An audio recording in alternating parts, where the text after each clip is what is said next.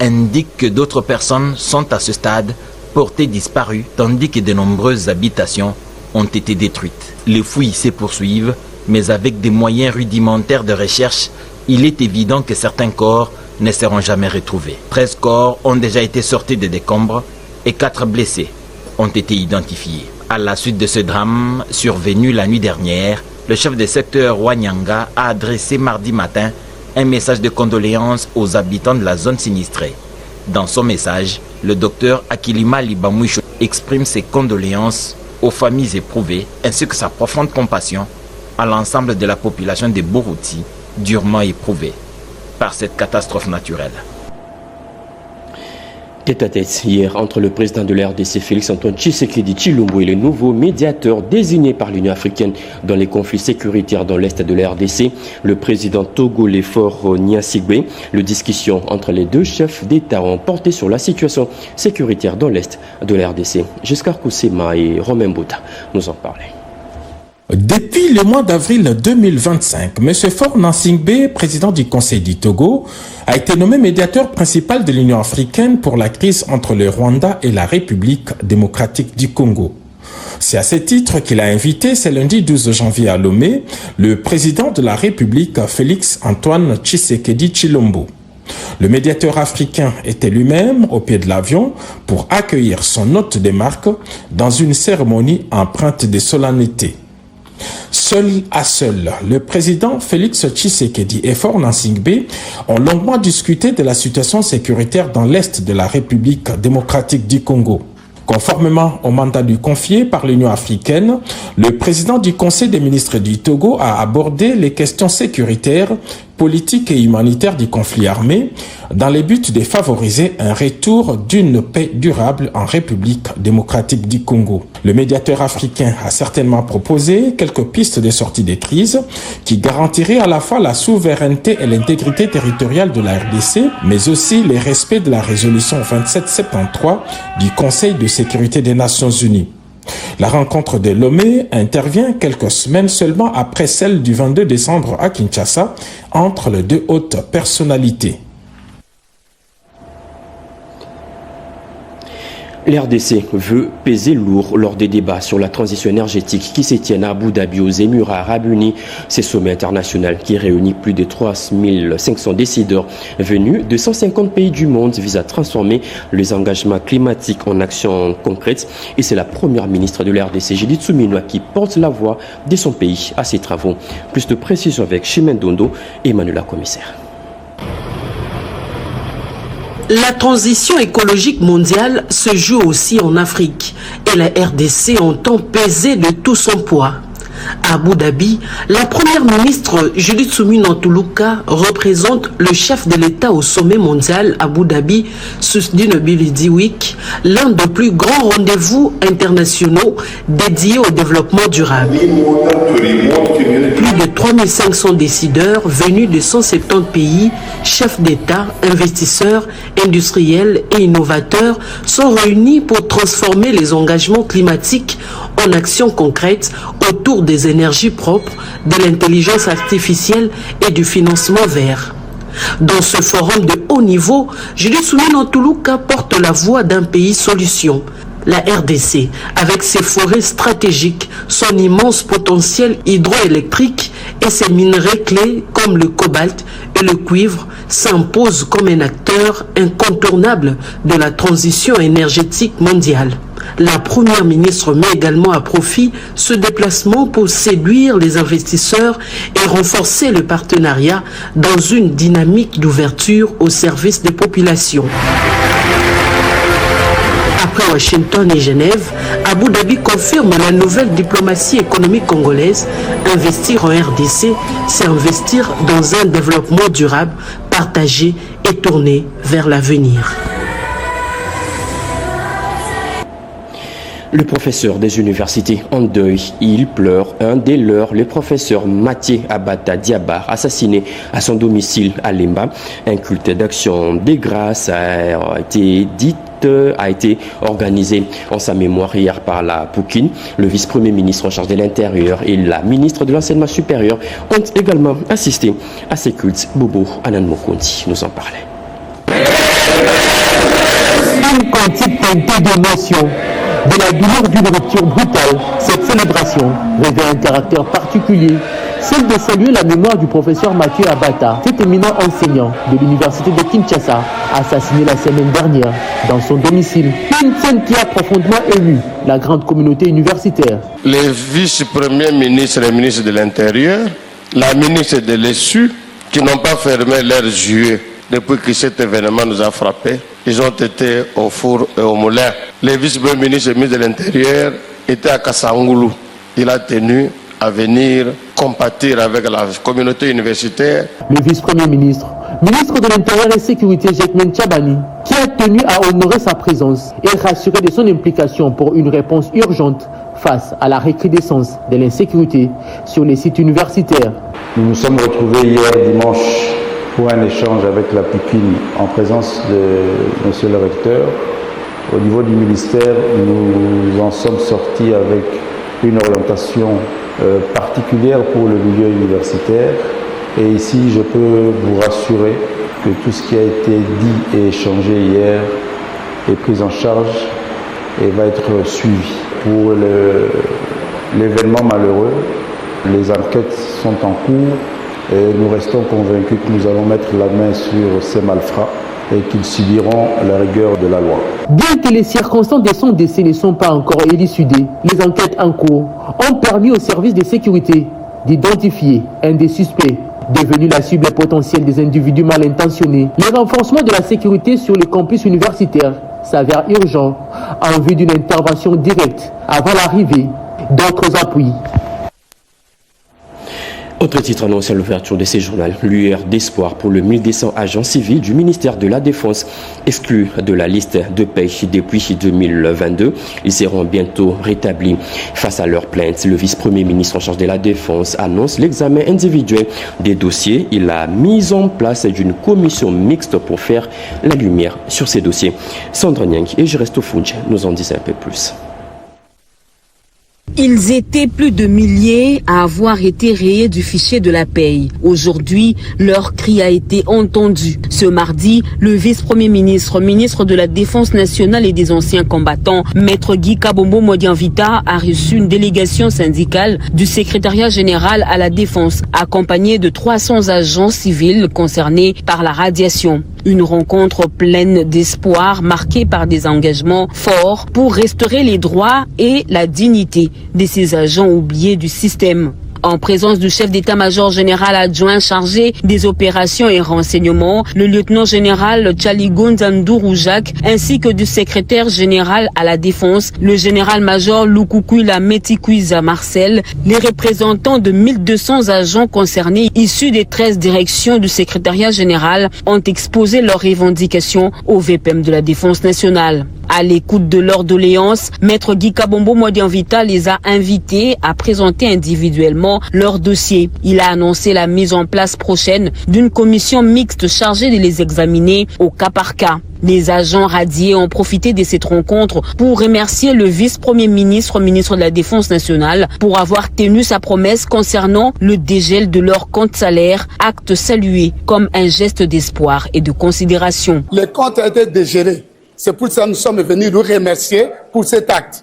Mais son excellence n'est pas la seule parce qu'il est en train d'être sévère sur les contrôles de présence physique. C'est ça que nous lui avons demandé de faire encore descendre sur le terrain par la commission mixte parce qu'on ne peut pas écarter la fonction publique. Pour le vice-premier ministre, ministre de la Défense nationale, cette démarche s'inscrit dans un souci de transparence et de justice sociale en vue de clarifier les zones d'ombre laissées par le contrôle physique et biométrique de l'IGF et de garantir un assainissement rigoureux mais équitable du fichier de paye des fonctionnaires du secrétariat général à la Défense nationale. L'RDC va agir au-delà de ses frontières. Le gouvernement congolais va dans les prochains jours secourir ses exilés installés dans la ville portuaire de Kigoma en Tanzanie. Ces réfugiés vont bénéficier d'une assistance alimentaire. Cette grande annonce a été faite aux responsables de différents camps de déplacés des Congolais par la ministre d'État en charge des affaires sociales, Eve Bazaïba, qui conduit une mission gouvernementale dans ce pays. Chimendondo. En séjour de travail à Kigoma, Tanzanie, La ministre d'État, ministre des Affaires sociales, Action humanitaire et solidarité nationale, Eve Bazaïba Massoudi, à la tête de la mission humanitaire du gouvernement de la RDC, a eu une séance de travail avec les responsables des camps des déplacés congolais à Kigoma. Comme au Burundi, pays d'Evariste Ndayishimiye, la ministre Eve Bazaïba a indiqué que la délégation va apporter une assistance humanitaire aux compatriotes congolais réfugiés à Kigoma. Au nom du gouvernement, remercier sincèrement le gouvernement de la République unie de la Tanzanie pour l'accueil des réfugiés congolais des années et des années. On reconnaît les meilleurs amis dans les malheurs. La deuxième chose, c'est de venir apporter notre aide humanitaire tant soit peu et que rappeler aussi aux compatriotes que le gouvernement congolais tient à leur retour au pays. C'est pourquoi le gouvernement, à travers son Excellence, Monsieur le Président de la République et toutes les institutions de la République, nous sommes en train de nous employer pour le retour de la paix et la sécurité afin que chaque Congolais rentre chez soi pour devoir évoluer correctement. Malgré les conditions difficiles que traverse le Congolais sur le site de déplacés en raison de la guerre d'agression du Rwanda, le gouvernement congolais ne ménage aucun effort pour apporter sa solidarité et son assistance tout en œuvrant pour le retour de la paix. Il faut noter que cette mission vise également à renforcer la coordination avec les autorités tanzaniennes ainsi que avec le partenaire humanitaire dans le contexte de crise régionale nécessitant une mobilisation accrue de l'aide internationale. La route Petro-Congo, au niveau de son entrée à l'abandon total, ces tronçons s'est transformé en véritable chemin de la croix pour les automobilistes. Entre trous béants, boue glissante et poussière suffocante, cette entrée est dans un état de dégradation avancée. Pendant ces temps, l'avenue Kulumba, pourtant voisine, fait l'objet d'une réhabilitation. Le constat a été fait par Sylvie Makumbani et Fiston Mounoma. L'entrée Petro-Congo dans la commune de Massina ressemble aujourd'hui à un parcours d'obstacles. Trop béants, poussière ou boue, selon la saison, ces tronçons pourtant stratégiques est devenu un calvaire pour les usagers. Nous demandons justement aux autorités de bien surveiller les gens qu'ils envoient ici pour bien travailler. Parce qu'ils peuvent envoyer les gens de bien travailler ici, mais en arrivant ici, la route n'est pas encore finie. J'aimerais que les autorités puissent réagir afin que notre route soit en route.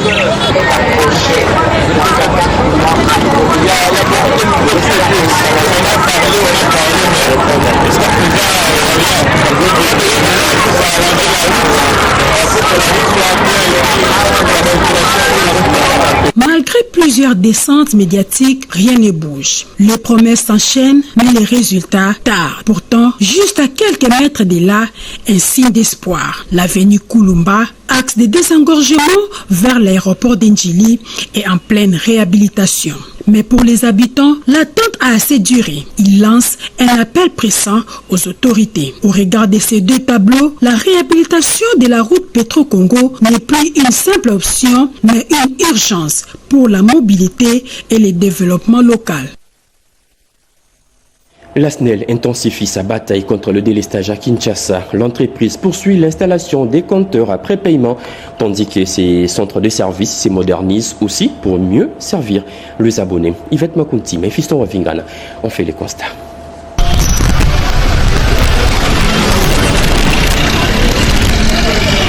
Modernisation des infrastructures et prépaiement à succès, la SNEL SA confirme sa volonté d'améliorer la desserte et les conditions de travail de ses agents. C'est sur l'avenue Lusambo, à 2 pas de la maison communale de Kintambo, que le centre de vente et services, CVS, a changé de visage. Bâtiment rénové, clôture réaménagée, intérieur modernisé, un cadre repensé pour un meilleur service.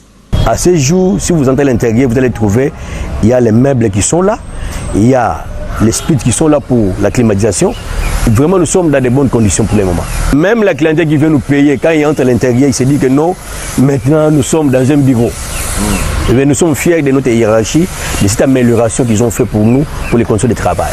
La vision managériale du directeur général de la SNEL SA, l'ingénieur Teddy Luamba Mouba, vise à rendre les espaces de travail plus attractifs et fonctionnels. La direction générale, par le canal du professeur docteur ingénieur Teddy Luamba, il a donné cette nouvelle vision d'améliorer les conditions de travail pour permettre aux agents de rendre un service de qualité à notre clientèle. Pendant ces temps, à Kanlouka, dans la commune d'Ingalema, la SNEL SA installe des compteurs après paiement.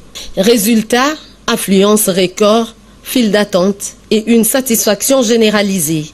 Pour faire face à l'engouement, la SNEL SA prévoit d'ouvrir davantage des guichets afin de fluidifier l'accès aux tickets de recharge. Entre rénovation et innovation, la SNEL SA prouve qu'un service public performant est possible.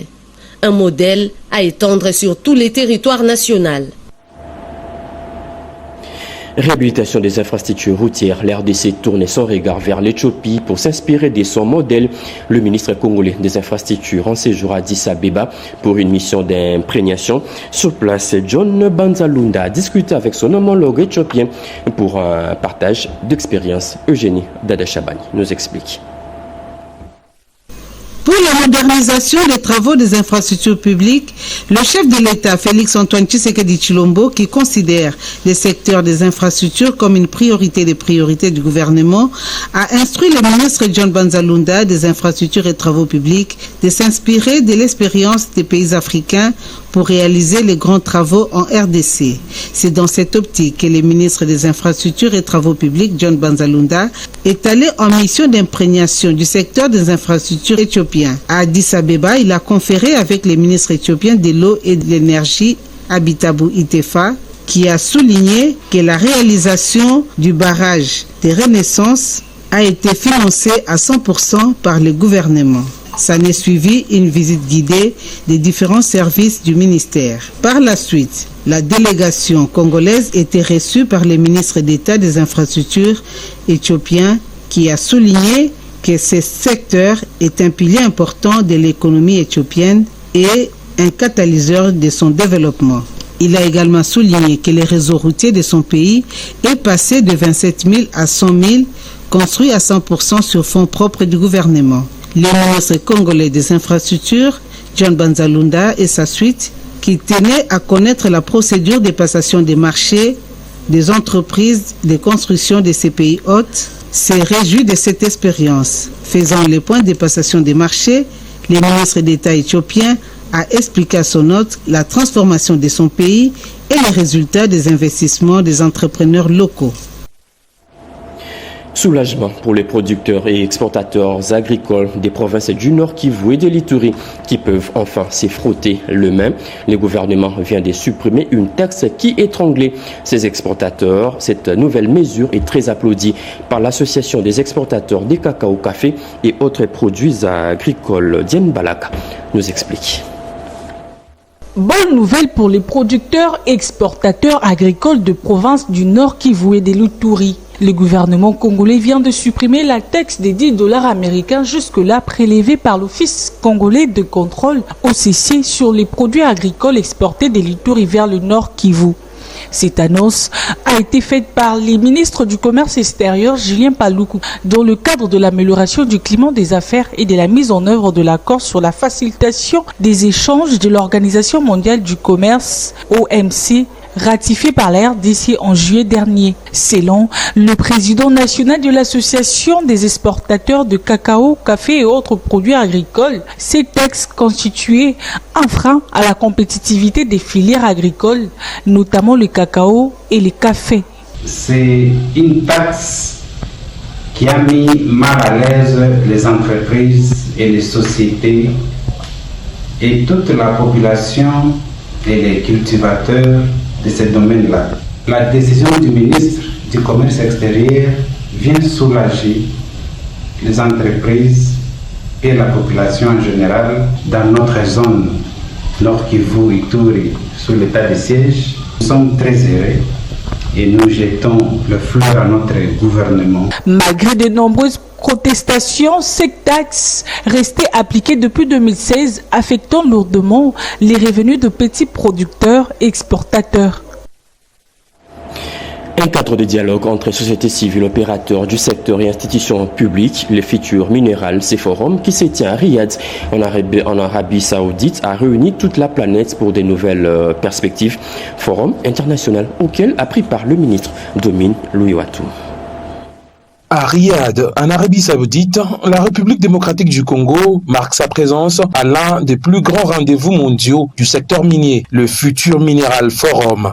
C'est un forum qui, au cours de ces dernières années, a pris une très grande importance parce que presque tous les dirigeants dans le secteur minier du monde se retrouvent ici, en Arabie Saoudite. Louis Watou Kabamba, ministre des Mines, prend part aux échanges de haut niveau. Ce que nous faisons ici, c'est un dialogue. C'est un dialogue parce que aujourd'hui, dans la tripartite entre les gouvernements, les opérateurs miniers, la société civile, il est très important que nous parlions le même langage. Il est très important que les dirigeants politiques puissent écouter les autres, et de même pour les autres, écouter les dirigeants politiques, mais qu'ensemble également nous partagions nos expériences respectives. Que ce soit dans l'artisanat minier, que ce soit dans l'attrait des grands investissements, parce que nous avons tous des gisements à développer. Rappelez-vous, nous sommes à une époque où les ressources minérales, et particulièrement les métaux critiques, deviennent un enjeu de souveraineté nationale, un enjeu de sécurité et de défense pour tous les pays. Et donc les pays se retrouvent ensemble maintenant pour voir comment ensemble faire des partenariats pour pouvoir développer ces gisements-là et pouvoir produire les métaux dont nous avons tous besoin pour nos technologies de défense, mais également pour développer les infrastructures nécessaires pour nos économies respectives. À travers la voix de son ministre des Mines, la RDC affirme ainsi son rôle de pays solution prêt à contribuer au développement des technologies, des infrastructures et des économies du monde de demain. Une nouvelle figure à la tête de l'inspection générale de mines. Kabengele Raphaël, le nouvel inspecteur général, est déjà aux affaires. Il a pris le bâton des commandements cet avant-midi au terme d'une cérémonie de remise-reprise avec son prédécesseur. C'est un reportage de Rigen Shindano rendu par Richard Kalala. C'est un nouveau chapitre qui s'ouvre à l'inspection générale de mines à l'occasion de la cérémonie solennelle de remise-reprise. Kabengele Mehdi Raphaël, nommé sur ordonnance présidentielle, le nouvel inspecteur général de cette institution publique prend officiellement ses fonctions dans un esprit de continuité, de responsabilité et d'engagement républicain. L'inspecteur entrant succède à Didier Kakou, qui a pu poser les bases de cette jeune institution appelée à jouer un rôle décisif dans la gouvernance minière. Le nouveau responsable prend l'engagement d'inscrire cette entité publique dans une dynamique de transparence, de renforcement de contrôle pour améliorer les recettes de l'État. Créé en 2023 dans l'objectif d'améliorer le recette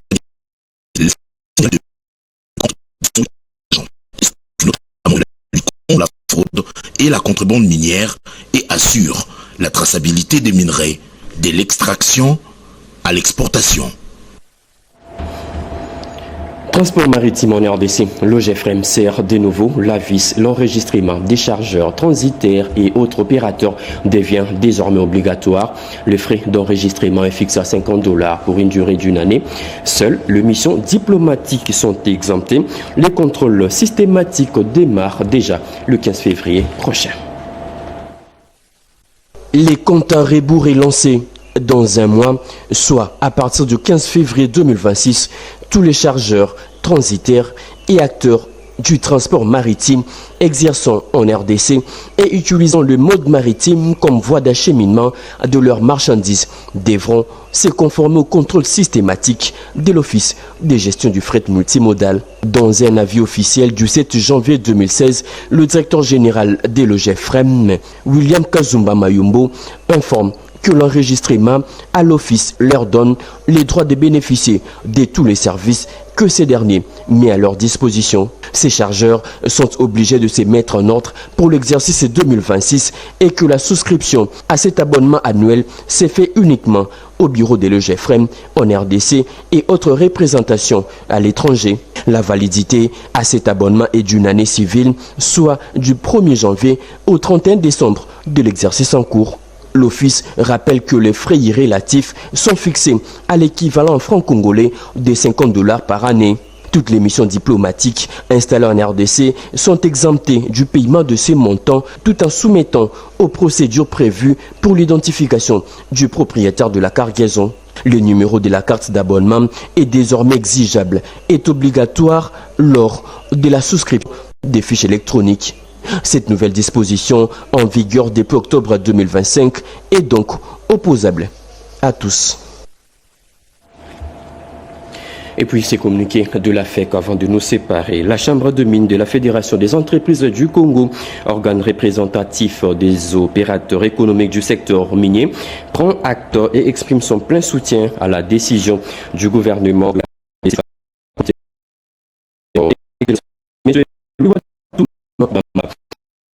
mines visant à assainir, réguler et restructurer la filière de l'exploitation artisanale du cuivre et du cobalt. La Chambre de mines tient à rappeler que l'exploitation artisanale, lorsqu'elle est exercée dans le strict respect du cadre légal et réglementaire, constitue un levier important de l'économie nationale, contribuant à la création d'emplois et à la création d'emplois, à la cohésion sociale et aux moyens des subsistances de nombreuses communautés locales. Toutefois, l'ampleur des dérives constatées, notamment la fraude, l'absence de traçabilité et l'intervention d'entités non autorisées dans le traitement et la commercialisation de minerais, appellent aujourd'hui de mesures correctives structurantes, pleinement alignées sur la législation minière en vigueur et les engagements nationaux en matière de bonne gouvernance et de transparence. La Chambre de mines demeure pleinement mobilisée pour accompagner les autorités publiques dans la mise en œuvre de ces mesures et œuvrer à la consolidation d'une industrie minière congolaise responsable, transparente, compétitive et durable au bénéfice de la nation. Communiqué signé la Fédération des entreprises du Congo, Chambre de mines Kinshasa. Et voilà, c'est fini pour cette grande édition de ces journaux. Mesdames et messieurs, ce journal a été coordonné par Cédric Kenina, réalisé par Simon Kankolongo et André Njeka. La partie technique a été assurée par Joseph Nzenzo ainsi que Chico Bipendou. Diane Balaka concouru à sa rédaction. Le tout sous la direction de Jacques Kabouaba, Moukoumina Sedouga et Guy Matundulu Sala. Merci de nous avoir suivis. Prochain rendez-vous de l'actualité, c'est à 23h avec Gaëtan Magalano. Au revoir.